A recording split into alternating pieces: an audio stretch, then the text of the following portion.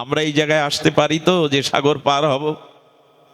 আমার রূপ, আমার বিদ্যা, আমার টাকা, আমার গর্ব, এই করেই তো গেল জগৎটা। আরে কিঞ্চিত মাত্র অহংকার যতদিন আছে যার মধ্যে, তার উপরে যাওয়ার সামর্থ্য নাই। এই জন্য কেউ যেতে পারেনি হনুমান ছাড়া। আচ্ছা, আপনি যদি গোডাউনে কোনো মাল রাখেন, বড় একটা গোডাউনে, মালটা আছে কোথায়? গোডাউনে আছে। গোডাউনে মাল আছে বিদায় কি ওই মালটা গোডাউনের? কার হবে ওটা? শেড বা ব্যবসায়ীর। তেমনি আপনার মধ্যে যেটুকু বল, শক্তি, ক্রিয়া, সামর্থ্য, রূপ, বিদ্যা আছে, আপনি গোডাউন, এই দেহটা একটা গোডাউন, ওটা ভগবানেরই দেহ, আপনার নয়। ওটা আপনার নয়। গোডাউনে রাখা মালটা গোডাউনেই থাকে, কিন্তু ওটা গোডাউনের না। ওইটা কোনো মালিকের ওখানে কৃপা করে রেখেছেন। তাই যার মধ্যে যেটুকু গুণ আছে, রূপ আছে, শক্তি আছে, সবকিছু ভগবানের। আমার বলিতে কিছু নাই হরি, সবই যে তোমার দান। আত্মা না থাকলে বাহাদুরি কোথায়? আপনার মধ্যে আত্মা না থাকলে, আচ্ছা আজকের যিনি প্রেসিডেন্ট, যদি তিনি 100 বছর আয়ু নিয়ে বাঁচুন, 100 বছর পরে মারা যান, মারা যাওয়া প্রেসিডেন্টের দেহটা আর ওই পদে বসবে তো? কেন বসবে না? উনিই তো আছেন। বলে সব চলে যাবে, আত্মা নাই তো তার কোনো ক্রিয়াই নাই, সম্বন্ধই নাই। এত স্বাদের স্ত্রী মারা গেলে আজই রাত্রে পুড়িয়ে দেবে, 2-4 দিন রাখবে না। যুবতী সুন্দরী স্ত্রী তবু রাখবে না, কারণ আত্মা না চলে গেলে কোনো কিছুর অস্তিত্ব থাকে না। এই জন্য শাস্ত্রে বলছেন, তোমার নয়, তোমার রূপ, তোমার যৌবন, তোমার শক্তি, তোমার ধন, তোমার পাণ্ডিত্য, তোমার মধ্যে যা আছে, এটা দেহরূপ গোডাউনে ভগবানেরই রেখে দেওয়া। হনুমান বললেন, আমার তো কিছু নাই। বলে, হনুমান তবে তোমার পরিচয় কি? তুমি পরিচয় দাও, তুমি অতুলিত, জ্ঞানী মধ্যে অগ্রগণ্য। হনুমান বললেন, পরিচয় একটা আমার আছে, সে পরিচয় হলো আমি রাম দাস, আমি রামচন্দ্রের দাস। এই জায়গাটায় আসতে হবে সংসার সমুদ্র পাড়ি দিতে। এটাই মহাপ্রভু বলেছেন, জীবের স্বরূপ হয় নিত্য কৃষ্ণ দাস। একটু বেশি বলা হয়ে গেল, দাসও নয়, আমরা দাসানুদাস, দাসেরও দাস। শ্রীকৃষ্ণ চৈতন্য প্রভু দাসের অনুদাস। প্রেম ভক্তির মহারাজ ঠাকুর নরোত্তম বললেন, আমি দাস হবার যোগ্যতা রাখি না, আমি দাসেরও অনুদাস। হনুমান বললেন, আমি রাম দাসেরও দাস, আমার নিজস্ব কোনো বল শক্তি নাই। তবে হনুমান বললেন, প্রভু দাস হিসাবে প্রভু যদি আমাকে কৃপা করেন, প্রভু যদি করুণা করেন, তবে প্রভুর শক্তিতেই, প্রভুর কৃপা বলেই আমি সীতা অন্বেষণে চেষ্টা করতে পারি। এই হলো ভক্তের কথা। আমি করেছি, আমার দ্বারাই হয়েছে, অমুক তমুক এই অভিমান, অহংকার। ওই যে বললাম, জ্যান্ত কিন্তু ডুবে মরবে, না মরলে ভাসা যাবে না। অহংকার না মরলে, আর ভাসতে ভাসতে নদীর তরঙ্গে, স্রোতের তরঙ্গে তো কুলে গিয়ে বাঁধে একদিন। তেমনি ওই কুলে যদি যেতে চান, অহংকারকে মেরে ফেলুন। অহংকার মারার 2টি উপায় আছে। আমার সামনে আমি যাকে দেখব, আমার থেকে কোনো না কোনো গুণে তিনি উত্তম, এই দৈন্যতা এলেই কেবল অহংকার দূর হয়। মায়েরা সন্ধ্যাবেলায় তুলসী তলায় প্রদীপ জ্বালতো, এখন জ্বালে কিনা জানি না, কেউ কেউ জ্বালে। আগেকার মায়েরা গলে কাপড় দিয়ে আর লাল পেড়ে সাদা কোলে শাড়ি পরে গলে আঁচল দিয়ে তুলসী তলায় পূর্বপুরুষের আশীর্বাদ নেওয়ার জন্য প্রদীপ জ্বালতো। এখন ওই যে জোনাকি, ক্ষততক, জোনাকির নাম হলো ক্ষততক। এই ক্ষততক জোনাকি যখন মিটমিট করে জ্বলে, ওরা মনে করে সন্ধ্যার অন্ধকার আমি বুঝি দূর করছি, আমার আলোতেই সন্ধ্যার অন্ধকার দূর হচ্ছে।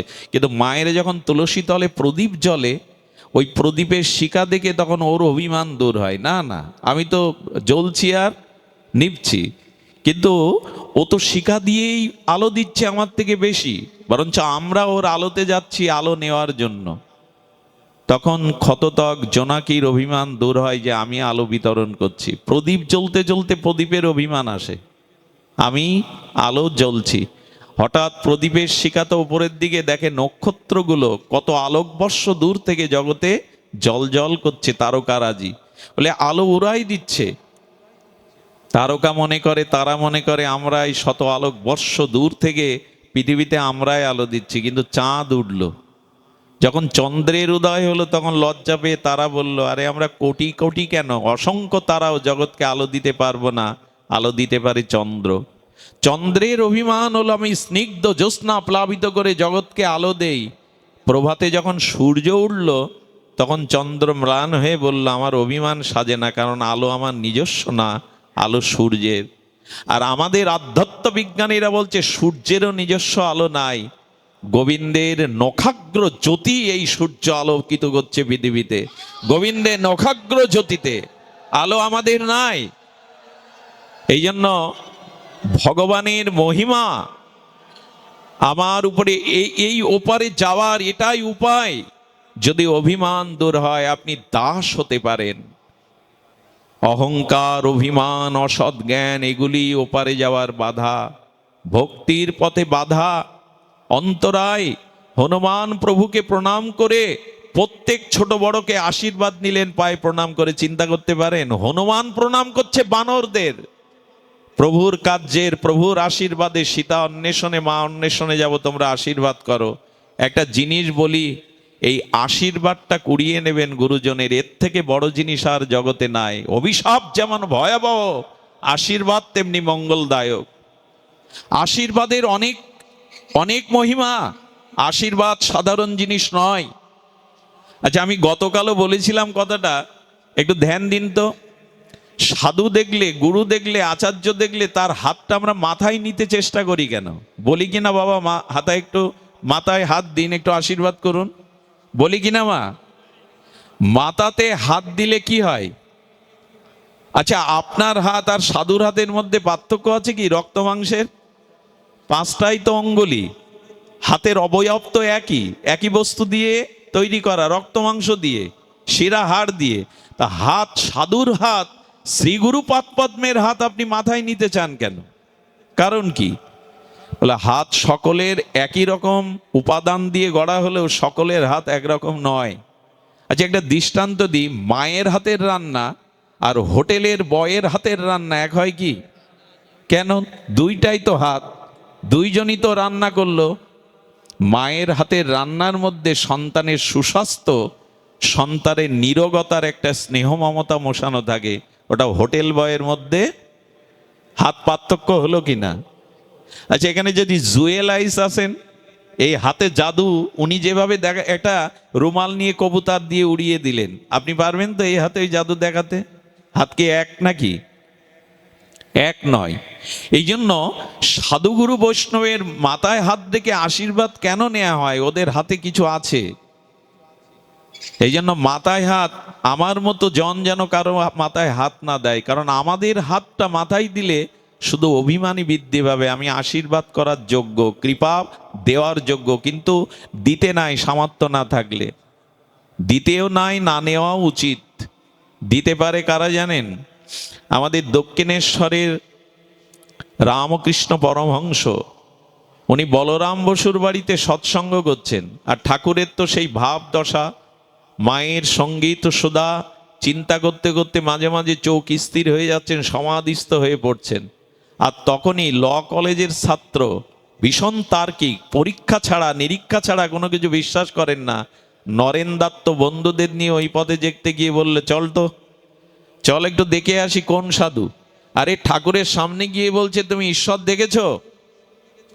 ঠাকুর ভাবলেন, ওর দিকে তাকিয়ে বুঝলেন এ সাধারণ নয়, এ কেউ সাধারণ নয়। ঠাকুর বললেন, দেখেছি কে? তোকে যেমন দেখেছি ঈশ্বরকেও আমি দেখেছি, তোকেও দেখাতে পারি। নরেন দত্ত ভাবলেন, ইনি মহাপুরুষ নয়, মহা উন্মাদ, পাগল। এই কথা যে বলতে পারে, হয়তো সে মহাপুরুষ, নাহলে উন্মাদ। বলেন, তাহলে আমাকে দেখান, উপলব্ধি করান। সঙ্গে সঙ্গে রামকৃষ্ণ পরমহংস ভাবাবেশে নরেনের মাথায় হাত দিয়েছিলেন। কি বলবো, 3 দিন ব্যাপী নরেনের মধ্যে সমাধি কাজ করেছিল, বাহ্যিক জ্ঞান ফেরেনি। 3 দিন পরেই ঠাকুরের চরণে সমর্পণে বললেন, ইনার মধ্যে মহা লোকত্রীয় কোনো শক্তি কাজ করছে, হাতে কাজ হয়। এই জন্য আশীর্বাদ নিতে হয়। হনুমানের মতো অগ্রগণ্য জ্ঞানী মধ্যে অগ্রগণ্য গুরুজনদেরকে, ছোটজনদেরকে ভক্তির কাজে যেতে গেলে, শান্তির কাছে যেতে গেলে সবার আশীর্বাদ করান, অভিশাপ নয়। এমন কর্ম করবেন না, কারণ কারোর চোখে যদি জল ঝরান তার থেকে কোটি গুণ জল আপনি তুলে রাখুন আপনার জন্য।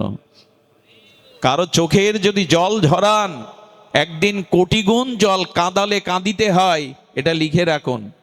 কাউকে অকারণে কাঁদালে আপনাকে কাঁদতেই হবে, এর প্রমাণ নেবেন। শ্রীকৃষ্ণ অখণ্ড পরতত্ত্ব ভগবান, তিনি কংস বিনাশ করে কারাগারে বসুদেব এবং দেবকীকে উদ্ধার করলেন। দেবকী তখন শৃঙ্খলিত, কৃষ্ণকে দেখে প্রশ্ন করছে, দাঁড়াও, তুমি ভগবান, তুমি পরম পুরুষ, তুমি পরমেশ্বর, ভগবানকে গর্বে ধারণ করে তোমার মুখে আমি মা ডাক কেন শুনতে পাইনি? আমার বুকের স্তন্য দুগ্ধ ভেসে গেছে, আমি তোমার মুখে দিতে পারিনি কেন? কোন অভিশাপে, কোন পাপে তোমার মতো সন্তানকেও পেয়ে আমি তোমার মুখে মা ডাক, তোমার বাৎসল্য প্রেম পাইনি? জবাব দিয়ে তবে আমার শৃঙ্খল মুক্ত করো। ভগবান মৃদু হেসে বললেন, মা এবার আমার দিকে তাকাও। দ্বিতীয়বার দৃষ্টি দিলে দেখলেন ওখানে কৃষ্ণ নেই, ধনুর্ধারী রাম দাঁড়িয়ে। মনে পড়ে মা, ত্রেতাতে তুমি রামকে বনবাসে পাঠিয়ে কৌশল্যাকে 14টা বছর কাঁদিয়েছিলে। কৌশল্যা তোমার চরণে পড়ে বলেছিল, আমি তো দাসী হয়ে থাকবো, ভরত রাজা হোক, কিন্তু রামের মা বলা ডাক হতে আমাকে বঞ্চিত করিস না। সেদিন কৌশল্যার মর্মভেদী এই অশ্রু জল তোমার হৃদয় বিগলিত করিনি, তুমি ছিলে কইকে, কাঁদালে কাঁদতে হয়, সেটাই পাচ্ছ তুমি। দয়া করে আশীর্বাদ করান, এমন কর্ম, এমন ক্রিয়া, এমন ভাষা, এমন চরিত্র আমাদের যেন না হয় যে মানুষের অভিশাপ কুড়িয়ে চলে যায়। কারণ আশীর্বাদ ছাড়া ভক্তি পাওয়া, শান্তি পাওয়া যায় না। সুধীজন, এই জন্য আমাদের সনাতন বৈদিক সভ্যতায় যে কোনো কাজ করতে গেলে পূর্বপুরুষের আশীর্বাদ নেওয়া হয়। বিয়েতে আবুদ্ধায়িক শ্রাদ্ধ পড়ানো হয় না, তো বিয়েতে আবার শ্রাদ্ধ কেন? বলো পূর্বপুরুষের আশীর্বাদ দরকার, তাদের আশীর্বাদ ছাড়া আমাদের কল্যাণ হয় না। আমি পরে এই লীলাটি, গরুরের লীলাতে একটু জানাবো, অদ্ভুত একটি লীলা, যে আশীর্বাদ কেন প্রয়োজন। সুধীজন শ্রবণ করুন, হনুমান সবাইকে আর আশীর্বাদ নিয়ে, করুণা নিয়ে, জয় সিয়ারাম এই শক্তির বলেই হনুমান ওপারে যেতে পেরেছিল। আমার বলবার অভিপ্রায়, যদি ওপারেই যেতে চান, ভক্তি দেবীর চরণে যেতে চান, শান্তির কাছে যেতে চান, তবে অভিমান অহংকার ত্যাগ করে প্রভুর দাস হয়ে যান। সবার আশীর্বাদ জোগাড় করুন, তবেই ওপারে নির্বিঘ্নে যেতে পারবেন। ওপারে যাওয়ার জন্য এটাই প্রস্তুতি। সুধীজন, এই হনুমান গিয়েছিলেন। আর লক্ষ্য করুন, এবার সাধু সঙ্গের মহিমা বলি। দেখুন, যে যার সঙ্গ করবে তার মধ্যে সেইরূপ ভাবাবেশ বা ভাব অনুভূতি প্রবেশ করবে। আচ্ছা, অধিক টাকার সঙ্গে যদি করেন তবে আপনার জীবনে লোভ বাড়বেই। অধিক টাকা, সবসময় যদি টাকা নিয়ে ঘোরেন, সবসময় যদি হাতের কাছে গাড়িতে টাকা থাকে, তবে আপনার লোভ বাড়বেই। সুধীবৃন্দ, লক্ষ্য করুন, টাকার সঙ্গ করলে লোভ বাড়বে। আর যদি খুব মূর্খ ব্যক্তির সঙ্গ করেন রাত দিন, তবে আমি বলবো আপনার ক্রোধ বাড়বে, কথায় কথায় রাগ বাড়বে। মূর্খ ব্যক্তির সঙ্গ করলে আপনি কথায় কথায় খেপে যাবেন, রাগ বাড়বে। আর যদি পরস্ত্রীর প্রতি বাক্যের দ্বারা, মনের কোনো মননের দ্বারা আসক্ত প্রবণ হন, কাম আপনার বাড়বেই। এরকম এক একটা জিনিসের সঙ্গে এক একটা বিষয় সংক্রামিত হয়। সুধীজন, এই জন্য জীবনের খুব হিসাব করে এই জিনিসটা করতে হবে, তা হলো সঙ্গ। আপনার সঙ্গ কেমন, এটা দেখেই বোঝা যায় আপনার ব্যক্তিত্ব কেমন। আচ্ছা, সাধারণ পুকুরে পদ্ম ফোটে সরোবরে ছাড়া? আচ্ছা, কলের জলটা, এটো কাটাটা, ধোয়া জলটা যেখানে বয়ে যায়, ওখানে কচু গাছ কেউ লাগায় কি? তো হয় কেন? ওই এটো কাটা জীবাণু কলের জল যেখানে, ওখানে কচু গাছ দেবেন জন্মায়, ওখানে পদ্ম জন্মায়। পদ্ম কোথায় জন্মায়? সরোবরে। এই জন্য অপেক্ষা আছে, আপনি কেমন, পদ্ম না কচু গাছ, এটা নির্ভর করবে আপনি কোন আশ্রয়ে সঙ্গ করেন, কার সঙ্গ করেন। এই জন্য সকলকে সম্মান করতে হবে। কেউ কাউকে নিন্দা করা যাবে না, কেউ ক্ষুদ্র ছোট নয়, কিন্তু সঙ্গ সকলের করা যাবে না। কারণ যার সঙ্গ করবেন তার ভেতরের অনুভূতি আপনার ভিতরে সংক্রামিত ব্যাধির মতো সংক্রামিত হবে। কইকেয়ীর এই দশা হলো কেন? মন্থরার সঙ্গ করে। তো হনুমান গিয়ে কার সঙ্গ করেছিলেন জানেন? লঙ্কায় বিভীষণের। আর হনুমানের সঙ্গ পেয়েই বিভীষণ রামচন্দ্রের চরণে শরণাগতি নিয়েছিল। বিভীষণ ভক্ত ছিল কিন্তু রামচরণে যেতে পারেনি, সাগর পার হয়ে ভগবানের কাছে আসতে পারেনি, কারণ সাধু সঙ্গর কপালে তখনও হয়নি। রাম রাম করে, তুলসী ভক্তি দেবী গৃহে রেখেছে, কিন্তু রামচরণে পৌঁছাতে পারছে না। জগৎ জানিয়ে দিল সাধু কৃপা বিনা কেউ ভগবত পাবে না, পায়নি, পেতে পারে না। যতদিন সাধু কৃপা ভক্ত কৃপা না হবে ততদিন ভগবানের চরণে কেউ যেতে পারবে না। এই জন্য বিভীষণের সঙ্গ হনুমানের হলো, তো বিভীষণ ছুটল। এতদিন লঙ্কায় ছিল, কই সীতাকে বন্দি করে রেখেছে বিভীষণ, ভক্ত তো প্রতিবাদ করেনি, তো প্রতিবাদ করেনি। এই জন্য রামের চরণে পূর্ণ সমর্পণ শরণাগতি হনুমানের সঙ্গ ছাড়া পাইনি। এই জন্য বিভীষণ বলেছেন, ধন্য আমি। রাম ভক্তের সঙ্গ পাওয়া মানেই, তোমার মতো সাধু সঙ্গ পাওয়া মানে অচিরেই আমি ভগবত চরণ পাবো, এতে আমার আর সন্দেহ। পূর্ব দিগন্তে সূর্য উদয়ের 1 ঘন্টা 36 মিনিট পূর্বে যে ব্রাহ্ম মুহূর্ত বলা হয়, দেখবেন পূর্ব দিগন্তটা ফর্সা হয়ে গেছে, সূর্য ওঠেনি, অথচ পূর্ব দিগন্তটা উদ্ভাসিত হয়েছে জ্যোতিতে। ঠিক তদরূপ যখনই সাধুসঙ্গ হবে, প্রকৃত সাধুসঙ্গ, জানবেন ভগবানের চরণে পৌঁছাতে আর আপনার বিলম্ব নেই। ওই জ্যোতি প্রকাশ হয়েছে যে অচিরেই পৌঁছাতে পারবেন। এই জন্য বিভীষণের সঙ্গ হনুমানের হলো, তো ছুটল।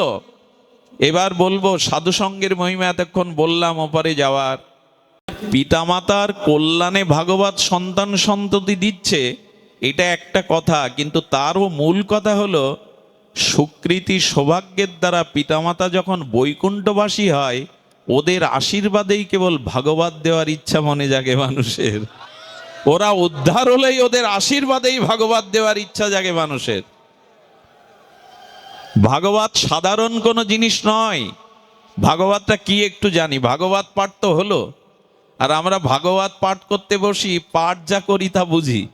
যাবতী রাজ্যের গল্প, যাবতী রাজ্যের বিষয় এনে হাজির করি। ভাগবত আসলে কি? এই জন্য ভাগবতটা জানতে হবে যে ভাগবতের মহামহিমা কি। ভাগবতের কয়টি অক্ষর? 4টি। ভা, গ, ব, ত, এই 4টি অক্ষরে হলো ভাগবত। এই অক্ষরগুলোর মধ্যে আমাদের আচার্যরা ভাগবতের মহামহিমা জানিয়েছেন। প্রথমে হলো, একটু বলুন, প্রথমে ভা, ভয়াকারে এই ভাতে হলো প্রকাশ। ভাতি মানে প্রকাশ, প্রকাশ মানে, প্রকাশ মানে আলো, প্রকাশ মানে আলো। তো ভাগবত শ্রবণের দ্বারা, ভাগবত কীর্তনের দ্বারা, ভাগবত মননের দ্বারা আপনার জীবনে প্রকাশ আসবে, অর্থাৎ চেতনা বা জ্ঞান আসবে। ভারত শব্দের অর্থ মানে কি জানেন? ভা মানে প্রকাশ, জ্ঞান, আর রত মানে জ্ঞানে যারা রত তাদেরকেই বলা হয় ভারত বা ভারতবাসী। জ্ঞানে যিনি রত, তা ভাতে যার ভিতরে প্রকাশ আছে, চেতনা আছে, যার ভিতরে জ্ঞান আছে, ভাগবতের প্রথম অক্ষর। তবে একটা কথা এই পরিসরে বলে থাকি, হৃদয়ে লিখে নিন। আজকের অনুষ্ঠানে একটি সার সিদ্ধান্ত কথা লিখে নিন, হৃদয়ে লিখে নিন, কাগজে লিখতে হবে না, থাকবে না। হৃদয়ে লিখতে বলছি এই জন্য, আমাদের আবার মনে থাকে না 5 বছর আগে কে আমাকে অপমান করেছে, এ কথা আজও ভুলতে পারিনি। অথচ কাল সকালে শুনুন আপনি কাল কি শুনে এসছেন ভাগবতে, এটা বলতে পারে না। অথচ ওই মানুষ 5 বছর আগের অপমানের কথাটা ঠিক ঠিক মনে রেখেছে। আমাদের ধারণ ক্ষমতা ওইগুলি বেশি, এইগুলি না। এই জন্য লিখে রাখতে বলছি, বারবার বলছি কেন? জ্ঞান পৃথিবীতে আছে, গ্রন্থে আছে, পণ্ডিতেদের কাছে আছে, সাধনার মধ্যে আছে, আছে কি না? কিন্তু সেই জ্ঞান যতদিন আপনার নিজের মধ্যে প্রকাশ না ঘটাবেন ততদিন আপনার কল্যাণ হবে না। একটা দৃষ্টান্ত দেই, চাল ডাল এই বাজারে আছে কিনা, মোস্তাফর বাজারে চালের দোকান সরকারের গোডাউনে আছে না, গম চাল সব আছে। তো তো ওই চাল গম বাজারে গোডাউনে পাড়া প্রতিবেশীর কাছে, এমনকি আপনার ঘরেও আছে, আপনার ঘরেও আটা চাল আছে, কিন্তু দু চারটে রুটি তৈরি করে যদি ভেতরে না দেন ক্ষুধা যাবে? জ্ঞান তো সবখানেই আছে, জ্ঞান পৃথিবী জুড়ে আছে। ওই জ্ঞান আপনার মধ্যে যতদিন আপনি নিজে না জাগাবেন, আপনার কোনো কল্যাণ হতে পারে না। জ্ঞান পৃথিবীব্যাপী ছড়ানো থাক, আইনস্টাইন নিউটন থাকুক, বড় বড় জ্ঞানের বই থাকুক, বড় বড় জ্ঞানী থাকুক জগতে, আপনার চেতনা আপনার প্রকাশ যতদিন না হবে ততদিন আপনার কল্যাণ হবে না। জ্ঞান আপনার ভেতর থেকেই জাগতে হবে। আচ্ছা, আরেকটা দৃষ্টান্ত দেই। পৃথিবীতে বিদ্যুৎ বা আলো সবখানে আছে, কিন্তু আপনার প্রাইভেট কারে আলো নেই, চলতে পারবেন? আলো তো রাস্তাঘাটে, আলো তো সবখানে আছে, অথচ আপনার চলার যে লক্ষ্যে পৌঁছানোর গাড়ি, সেই প্রাইভেট কারে আলো সবখানে থেকে কাজ কি? যদি আপনার গাড়িতেই না থাকে, খাদে পড়বেন, অ্যাক্সিডেন্টের কবলে পড়বেন, পড়বেন কি না? জ্ঞান কীর্তনে আছে, জ্ঞান মন্দিরে আছে, জ্ঞান গ্রন্থে আছে, জ্ঞান ভাগবতে আছে। ওই চেতনা যদি আপনার ভেতরে জ্ঞান না জাগান, আপনার কল্যাণ হবে না। এই জন্য জ্ঞানটা নিজের মধ্যে থেকে আসতে হবে। আচ্ছা, বাতাস সবখানে আছে কিনা? জয় রাধে। বাতাস সবখানে আছে কিনা? রাধে মানে বাবার ঘুম আসছিল তাই রাধে বললাম। বাতাস সবখানে আছে কিনা? কিন্তু আপনার টায়ারে যদি বাতাস না থাকে, সাইকেলের টায়ারে চলতে পারবেন? জ্ঞান এত লোকের কাছে গ্রন্থে আছে, তাতে কি এসে যায়? জ্ঞান আপনার ভিতরেই জাগাতে হবে। এইটাই জাগায় ভাগবত, প্রকাশ। ভাগবত কেন দিচ্ছেন, কেন শুনছেন? তার কারণ আমার ভিতরে ওই যে বললাম অন্ধকার আছে, মোহ আছে, অজ্ঞানতা আছে। যেমন এখন আমি প্রমাণ করতে পারি আপনাদের ভিতরে আলো জেগেছে, চেতনা জেগেছে। প্রায় বলি কথাটি, তার কারণ কি জানেন? তার কারণ এখানে মায়েরা এবং বাবারা একসাথে বসে আছে। কারোর লক্ষ্য, কারোর দৃষ্টিকোণের মনের বিকার আসছে কারো। এটাই তো প্রমাণ করে এখন আপনার ভিতরে আলো জ্বলছে ভাগবতের। এখানে আপনি একজনকে সামনে বসে দিয়ে নিজে পেছনে বসছেন। এখানে স্ত্রী আছে, পুত্র আছে, কেউ ভাইকে সাথে নিয়ে আসছে, ছোট বাচ্চাকে নিয়ে আসছে, কিন্তু এখন কারো কথা, কারণ মোহ কাজ করছে না এখানে। কোথায়? এখানে আমার স্ত্রী বারবার তাকাচ্ছে তার দিকে, আমার বাচ্চাটা কোথায়? এই মোহ দূর হয়। এখানে নারী পুরুষ একসাথে বসলেও কারো মনে বিকার আসে না, কারণ জ্ঞান ভাগবতের দ্বারাই এই চেতনার প্রকাশ ঘটে। ভাগবত শুধু অনুষ্ঠান নয়, ভাগবত শুধু হাজার হাজার লোক জোগাড় করা নয়। আর আজকের একটা জিনিস হয়েছে, ভাগবত মানে সেলফি তোলা। সাধুদের সাথে একরা সেলফি তুলে দিয়ে দাও, লোড দিয়ে দাও। সাধুর কোথায় বসা উচিত? আমার ঘাড়ে হাত দিয়ে। এই আর একটা জিনিস, মন্দিরে গেছি, বিগ্রহকে পেছনে রেখে আমি সামনে সেলফি, আমি ভগবানের আগে। এইসব ভালো জিনিস না। এত প্রচার করে হবেটা কি যদি নিজের জ্ঞানের প্রকাশ না হলো? হৃদয়ে রাখুন সাধুকে, চেতনাকে। একটা অবাক রাজ্যে, অবাক করার সময় আমরা বাস করছি। স্বামী স্ত্রীর গোপন প্রণয় পর্যন্ত আজকে মোবাইলে দেওয়া হচ্ছে, ফেসবুকে দেওয়া হচ্ছে। প্রেম বিজ্ঞাপন করার জিনিস, ভালোবাসা বিজ্ঞাপন করার জিনিস। আজ আমরা কোন এক রাজ্যে পৌঁছেছি জানি না। সামনে অন্ধকার ছাড়া, আর এই অন্ধকারে একমাত্র ভাগবতী প্রকাশ ঘটাতে পারে। দ্বিতীয় অক্ষর কি? দ্বিতীয় অক্ষর গ। গতে আমাদের সরলাত্ম করেছেন গতি দায়ক। গতে গতি, গতি দায়ক, বিপরীত গতি দায়ক। ভাগবত শ্রবণ করলে, তবে শ্রবণ করতে হবে কার মুখে? আগে বললাম আমার মুখে না, মা দিশ আমার মুখে না, সাধু মুখে হরিকথা শুনতে হবে। ভজনানন্দে নির্মল চরিত্র ভাগবত অধিকারীর মুখেই ভাগবত শুনতে হবে। একজনের সারা দেশ জোড়া শোনাম, ওনাকে আনলে হাজার হাজার লোক বেশি হবে, আমাদের কমিটির খুব নাম হয়ে যাবে, এত লোক হয়েছে। এইসব তাল করলে হবে না। দেখতে হবে তার ভিতরে ভাগবতের যথার্থ অধিকারী কিনা তিনি। আচ্ছা, ডাক্তারি এমবিবিএস পাশ করে আপনি চেম্বার খুলতে বসতে পারবেন? পারবেন কি? এমবিবিএস পাশ করেছেন 5 বছর ধরে, এত লেখাপড়া, পরিশ্রম, অনুশীলন, তারপরে ডাক্তারের পাশে থাকতে হবে আপনাকে। ওকে কি বলে, কি করা বলে 1 বছর? দীনেশ দা, ইন্টার্নি করে বাস্তবিক পরীক্ষিত জ্ঞান অর্জন করে তবে আপনাকে ওখানে বসতে হবে, আরো 10 বছর অভিজ্ঞতা সঞ্চয় করতে হবে।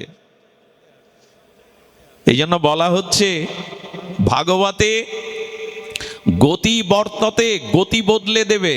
কি গতি বদলে যাবে জানেন? আমার গতিটা অগতির দিকে, আমার গতিটা অগতির দিকে, কিন্তু ভাগবত শ্রবণ করলে গোবিন্দ বলছেন আমি অগতিরও গতি করে দেই। যারা ভাগবত শ্রবণ করে আমি অগতিরও গতি করে দেই। যে অগতির দিকে চলেছে আমি তারও গতি নির্ধারণ করে দেই। এর প্রমাণ দিন একবার, মা একবার এর প্রমাণ নিন। এর প্রমাণ হলো পরীক্ষিত মহারাজ কি হয়েছিলেন? অভিশপ্ত। তো অভিশাপ কি ভালো জিনিস? আর সাপে কেটে যে মারা যায় সেটাও শাস্ত্রে খুব সুলক্ষণ বলে নি। তা ওনার অভিশাপ কি হলো? বিপ্র অভিশাপে তক্ষক দংশনে উনি 1 সপ্তাহ পর মারা যাবেন। এটা অভিশাপ কিনা? সর্পঘাতে পরীক্ষিত মহারাজের মতো পাণ্ডবদের উত্তরসূরি এত ন্যায় প্রজা, এত ন্যায়পরায়ণ বৈষ্ণব মারা যাবে সাপে আঘাতে। এটা গতি কি ভালো গতি? অভিশাপ কি ভালো গতি? সর্পদংশনে মারা ভালো গতি? কিন্তু 1 সপ্তাহ ভাগবত শুনে সেই গতি কোথায় গেল? সেই গতি অগতিরও গতি গোবিন্দের চরণে পৌঁছে গেল। এর থেকে বড় মান আর কি আছে? এর থেকে বড় প্রমাণ আর কি আছে? যিনি অভিশপ্ত, যার 7 দিনে তক্ষক দংশনে মৃত্যু হবে, তার মস্তক থেকে ব্রহ্মরন্ধ্র ফেটে দুর্লভ গোবিন্দ চরণে চলে গেল। এই হলো ভাগবত শ্রবণের অগতিরও গতি। আমাদেরও হবে, এটি শুধু ওনাদের না, আমাদেরও হবে। এই জন্য বললেন ভাগবত শ্রবণ করো, হরি কথা সাধু মুখে সাধু সঙ্গে শ্রবণ করো। এই শ্রবণের দ্বারাই তোমার গতি বদলাবে। সুধীবৃন্দ, গতি অবশ্যই বদলায়। আমি নিজে দেখেছি কত মাতাল, কত মদ্যপ, কত কুপথে যাওয়া মানুষ এই ভাগবত শ্রবণ করে সুপথে এসেছে। এই জীবনে অনেক অনেক দেখাবার সৌভাগ্য দিয়েছেন ভগবান শ্রী গুরুদেব। এই ভাগবত শ্রবণের দ্বারা মানুষের কি গতি হয় দেখুন। একটা একটা ঘটনা একটু গল্প আকারে আমি মাঝে মাঝে বলি আপনাদের, তাতে একটু আনন্দও হয়। এক স্বামী ভগবতমুখী, কিন্তু স্ত্রী আবার ভগবত বিমুখী। ভাগবত সে সহ্য করতে পারে না, ভগবানকেও সহ্য করতে পারে না। এখন স্বামী বারবার বলে 7 দিন পাঠ হচ্ছে, একদিন একটু যাও না। বলে না, আমার রুচি নেই, আর আমি তো একটু স্থূল, একটু মোটা, একটু স্থূল। বলে আমি বসলেই 1 সেকেন্ডে ঘুম পেয়ে যায়, কোথাও বসলেই। কিছু কিছু মায়েদের আবার এরকম অভ্যাস আছে, বাবাদের নাই তা নয়, আছে, বসলেই ঘুমায়। এখন স্বামী বারবার বলতে বলতে ঠেলে ঠুলে পাঠিয়েছেন, আরে যাও না। স্বামীর কথা রক্ষার্থে স্থূল এই কৃষ্ণ বিমুখ মহিলা, উনি তো ভাগবত কি তা জানেন না। যখন প্যান্ডেলে পৌঁছেছেন তখন পাঠক আসেননি, আসছেন রাস্তায় মাইক্রোফোন নিয়ে ঘোষক ঘোষণা করছেন, আসুন আসুন। উনি মনে করছেন ভাগবত শুরু হয়ে গেছে। আসুন হলো ভাগবতের মন্ত্র। আসুন আসুন, উনি এসেছেন। এরপর বলছেন বসুন বসুন, উনি বসেছেন, আর বসলে ওনার কি হয়? ঘুম আসে, ঘুমিয়েছেন। এর মধ্যে পাঠক, বৃন্দাবনে 1 ঘন্টার বেশি পাঠ করেন না পাঠকরা। 1 ঘন্টা পাঠের পর পাঠ ভেঙে গেছে, লোক উঠতে শুরু করেছে, ওনারও ঘুম ভেঙে গেছে। তখন ঘোষক আবার বলছেন সবাই ঘরে ফিরে যান। শুনলো কয় কটা? আসুন বসুন আর ঘরে ফিরে যান। স্বামী গিয়ে সন্ধ্যায় কি ভাগবত শুনে এলে গো? এতদিন পর জীবনে প্রথম ভাগবত শ্রবণে গেলে। বলে আর রাখো তোমার ভাগবত, ওই 3টেই তো মন্ত্র, আসুন বসুন আর ঘরে ফিরে যান। স্বামী মনে মনে বুঝলো কি শুনে এসছে ও, আমি জানিও কি শুনে এসছে। তো এক কাজ করো, ওকে বিশ্বাস ধরাবার জন্য, ইনি তো ভাগবত প্রেমিক, বলে যতক্ষণ বিছানায় ঘুম না আসে এই 3টে মন্ত্র একটু জপ করতে থাকো তো। আসুন বসুন ঘরে ফিরে যান। ঘটনাক্রমে তখন শিক কেটে চোর মাথা তুলেছে ওর ঘরে। ওনার মাথা যেদিকে শুয়ে আছেন তো বিছানায়, মাথার ওই পেছন দিক দিয়ে চোর যখন শিক কেটে মাথা ঢুকেছে তখন বলছে আসুন আসুন। বলে সর্বনাশ, ইনি তো দেবী, এনার তৃতীয় চোখ আছে, নালে পেছনে দেখতে পান আমি ঢুকছি। আরে কার ঘরে এসেছিনি, জ্যান্ত দেবী ইনি। আচ্ছা কি বলে শুনি, এরপর বলছে বসুন বসুন, বলে আমাকে বসতে বলছে ঘরে ডেকে এনে, ইনি দেবী ছাড়া আর কিছু না, এনার পেছনে তৃতীয় চোখ আছে, জ্ঞাননেত্র আছে।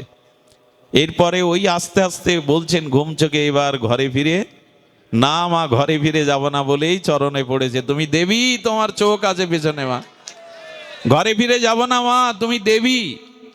আরে তাড়াতাড়ি উঠে লাইট জেলে স্বামীকে ডাকছে, এসো এসো।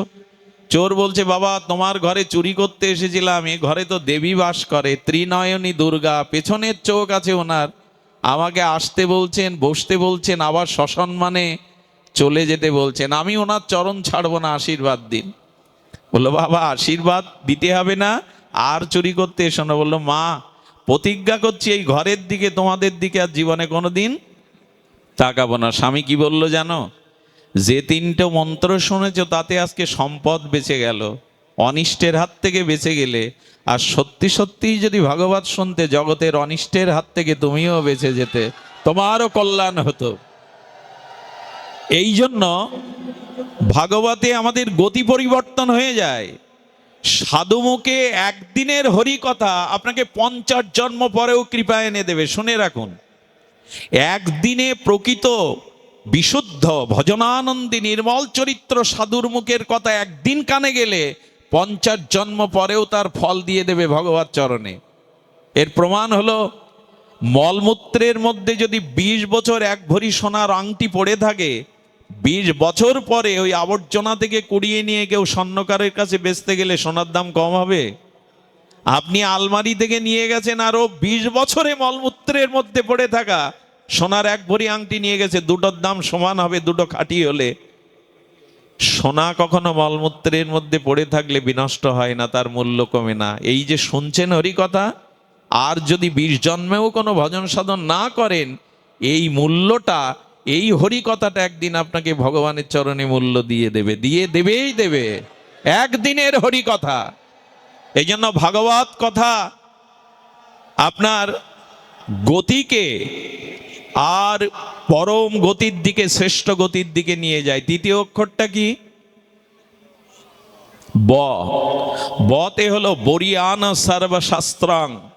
এই ভাগবত হলো সমস্ত শাস্ত্রের সার, সর্ব বেদান্ত সার, অমল পুরাণ শ্রীমদ ভাগবতম।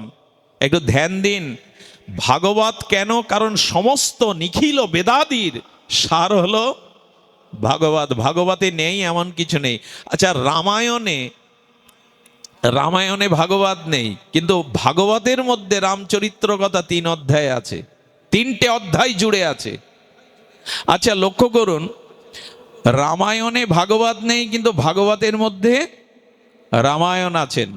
মহাভারতের মধ্যে ভাগবত নেই, অথচ ভাগবতের মধ্যেই মহাভারতের অংশ বা গীতাও আছে, সবই আছে এর মধ্যে। অমল পুরাণ। ভাগবত হলো শিরোমণি, মুকুটমণি। ভাগবত হলো কলিযুগের সূর্য। এই ঘোর ও তামসিক অন্ধকারে, কাম কামনার অন্ধকারে নিমজ্জিত যুগে ভাগবতই হলেন সূর্য। যখন গোবিন্দ বিদায় নিবেন দাপরের অন্তভাগে, তার প্রকট লীলা সমাপ্ত করে 125 বছরের এই দ্বারকা লীলা, মথুরা লীলা, বৃন্দাবন লীলা তিনি অপ্রকটে গমন করবেন, তখন উদ্ধব বলেছিলেন তোমার চরণ এই ধরার ধুলি থেকে বিদায় নিলে কলি নেমে আসবে, অন্ধকার নেমে আসবে। প্রভু এই কলিহত জীবের উপায় কি হবে? গোবিন্দ বললেন আমি নিত্যলোকে ফিরে শুধু যাব না, আমি ভাগবতের মধ্যে নিজেকে প্রকাশ করব। তাই কলিযুগে যারা ভাগবত ধর্ম আশ্রয় করবে, ভাগবতের মধ্য আশ্রয় করবে, ভাগবত আমি অভিন্ন, এই ভাগবত তাকে আলো দেখাবে, ভাগবত তাকে কল্যাণ করবে। এই জন্য ভাগবত পাঠ। কিন্তু ভাগবতের নামে ভাগবতী শুনতে হবে, ভাগবতের মহিমা শুনতে হবে। এই মহিমা বড় বিরল। এই জন্য সারা পৃথিবীতে ভাগবতের জয় জয়কার। এই জন্য তবে এই সুযোগ নিচ্ছে আমার মতো কিছু মানুষ। এখন ভাগবত পাঠ করতে উঠলেই সব পাওয়া এসে জুটবে, সম্মান, অর্থ, খ্যাতি। এজন্য যেন এই আসনে আমরা না বসি, নিজের কল্যাণ জীবের কল্যাণের নিমিত্তে গুরুদেবের আশীর্বাদে যশ খ্যাতি পূজা প্রতিষ্ঠা নাম সুনাম এগুলো ত্যাগ করে শুধু ভগবানকে আনন্দ দেওয়ার জন্যই যদি এই আসনে বসা যায়, তবে এই আসনের মর্যাদা দেয়া হবে। এখন ভাগবত পাঠ সকলেই করতে চাইছে আমার মতো, আমি তো নগণ্য মূর্খ, বিষয় অন্ধকারে পড়ে থাকা নর্দমার কীট। কিন্তু ভাগবত বলছেন পরমহংস সংহিতা, এটা পরমহংস সংহিতা। এই ভাগবতের মূল্যায়ন সকলের উপরে অভিন্ন গোবিন্দ কলেবার কলির ভাস্বর ভাস্কর সূর্যসম এই সর্ববেদান্ত সার অমল পুরাণ পুরাণ কুলতিলক শিরোমণি ভাগবত। শুধু অর্থের জন্য, যশ খ্যাতির জন্য, বিজ্ঞাপনের জন্য যেন এই আসনকে কলঙ্কিত না করি। আসলে পাঠ করতে উঠলেই টাকা ছুড়বে আপনার গায়ে, সম্মান ছুড়ে মারবে, একবার সব এসে হাজির হবে। এই জন্য তো এই আসনে বসবার আমার মতো মাদিস্য জীবদের ভেতরে একটা কাজ করে, যদি বসতে পারতাম। কিন্তু এই আসনটার অপমান যেন না করি আমরা। এটা ব্যাসপীঠ, এটা ব্যাসপীঠ, এটি সাধারণ কোনো আসন নয়। এটি পূর্ণ প্রজ্ঞাপান, পূর্ণ শ্রদ্ধা, পূর্ণ ভজন। এটি গুরুদেবের বিশেষ আশীর্বাদ পরম্পরা না থাকলে ভাগবতে কাজ হবে না সুধীজন। এই জন্য ভাগবতের তৃতীয় অক্ষরটা কি শুনলাম আমরা? গতে, বতে। বতে হলো বরিয়ান সর্ব শাস্ত্র সারং। ভাগবত হলো সমস্ত শাস্ত্রের সার। এর অক্ষর অক্ষর নয়, অক্ষররূপী রসব্রহ্ম ভগবান এর মধ্যে প্রকাশ হয়েছেন। এই জন্য ভাগবতের অক্ষর প্রেজে ছাপানো কোনো পুস্তকের অক্ষর নয়, অক্ষর ব্রহ্ম। সবশেষ অক্ষরটা কি? ত। এই ততে হলো তরণী। ওই যে আগে সাগরের কথা বললাম, সাগরে সাঁতরে পার হওয়া যাবে না, একটা নৌকা, দৃঢ় নৌকা বলেছে, দৃঢ় পল্লব, অর্থাৎ দৃঢ় নৌকা লাগবে, খুব শক্ত নৌকা। ঢেউয়ের প্রতিকূলে আঘাত পেতে পেতে যে ওপারে যেতে পারে, নৌকা ছাড়া পার হতে পারবেন আপনি? পার হতে পারবেন না।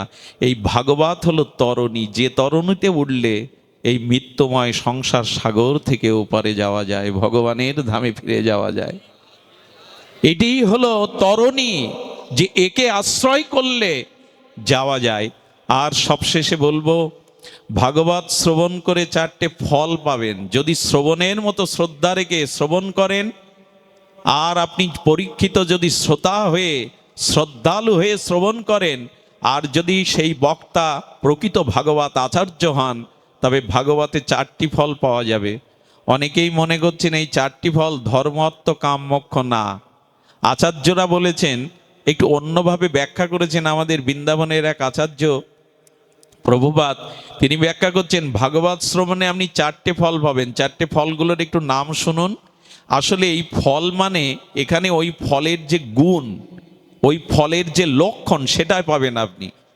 একটি হলো সুপারি, একটি হলো নারিকেল, একটি হলো আম্র, আর একটি হলো কদলী। কদলী মানে কলা। প্রথমে সুপারিটা বলি, আগেই বলেছি ভাগবত পাঠ শুনলে সুপারি পাবেন। সুপারির লক্ষণ বা সুপারির গুণ পাবেন। এখানে লক্ষণ বা গুণ বলা হয়েছে। যেমন কর্মফল বলি আমরা, কর্মের কি গোটা একটা ফল দেখা যায়? পরিস্থিতি কর্মফল রূপে আমাদের জীবনে আসে, এই জন্য বলি কর্মফল। তেমন সুপারি, যে কোনো মাঙ্গলিক আরাধনা পূজাতে সুপারি লাগে। এই জন্য পূজার একটা বিশেষ উপকরণ সুপারি। এই জন্য এখানে সুপারি শব্দের অর্থ হলো, ভাগবত শ্রবণ করলে সুপারি ফল পাবেন, মানে সুপারি মানে পূজাতে কাজে লাগে। আর পূজা শব্দের আবিধানিক অর্থ হলো আরাধনা বা সেবা।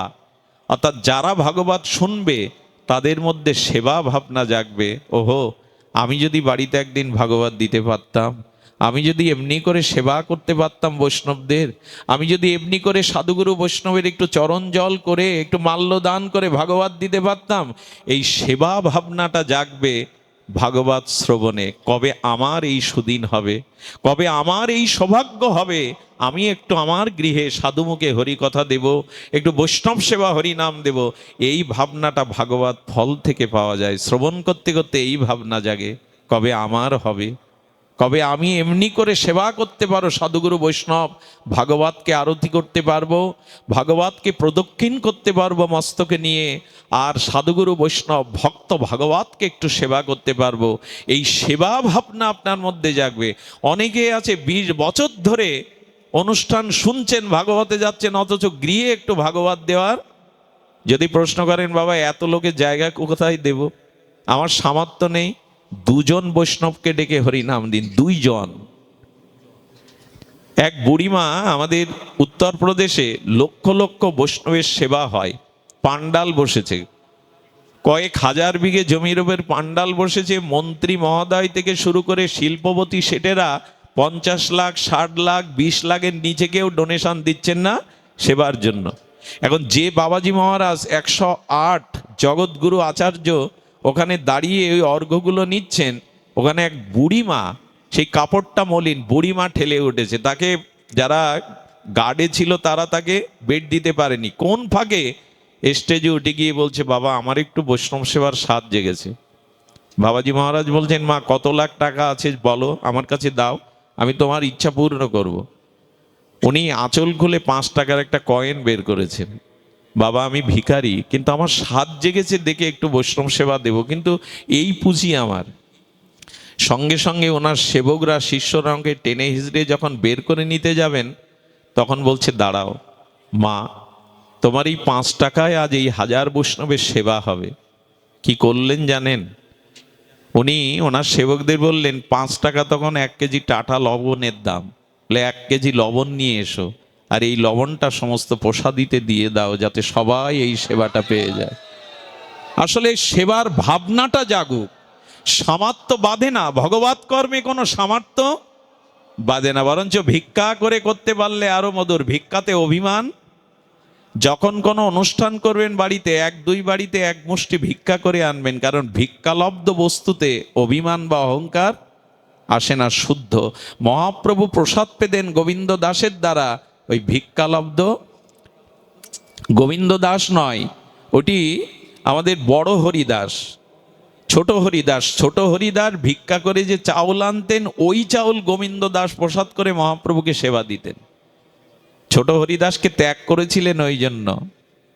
এক বিধবা মহিলার কাছ থেকে চাউল ভিক্ষা করে এনেছিলেন, সরু চাল, মহাপ্রভুর বৈরাগ্যে ত্যাগে বাধা হয়, তাই তাকে ত্যাগ করেছিলেন ছোট হরিদাসকে। সুধীবৃন্দ, এই জন্য নিবেদন করছি, এখানে সুপারি ফল ভাগবত শুনলে পাবেন, মানে সেবা ভাবনা জাগবে, যদি না জাগে জানবেন ভাগবত ফল আপনি পাননি। দ্বিতীয়টা আম্র, আম। আমাদের এই বঙ্গদেশে কেন, অখণ্ড ভারতবর্ষের বা আমাদের এই দক্ষিণ এশিয়ায় আম হলো অমৃত ফল নামে পরিচিত। আম হলো অমৃত ফল নামে পরিচিত। আস্বাদ্য এবং অমৃত ফল, পরিপক্ক আম, এটি রসালো এবং অমৃত সম। তেমনি ভাগবত শ্রবণ করলে আপনার হৃদয়ে আপনি এই অমৃত রস পেয়ে যাবেন, যেটাকে অমৃত পাওয়া বলে। ভাগবত কথামৃত, তব কথামৃতম তপ্ত জীবনম কবিবিড়িতং কল্পসমহং শ্রবণং মঙ্গলং শ্রীমদাত্তম ভুবি গৃহান্তি যে ভরিদা জনা। শাস্ত্র বলছেন এই ভাগবত রস অমৃত।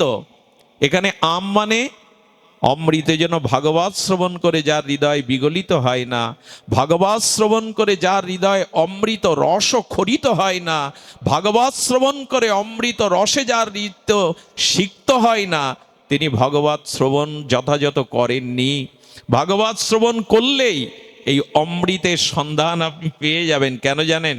তখন আর আন কথা ভালো লাগবে না, তখন আর আন বস্তু, ভাগবত বাইরে কোনো প্রতিকূল বস্তু আপনার আর ভালো, তখন আন গল্প, গাল গল্প এইসব আর ভালো লাগবে না।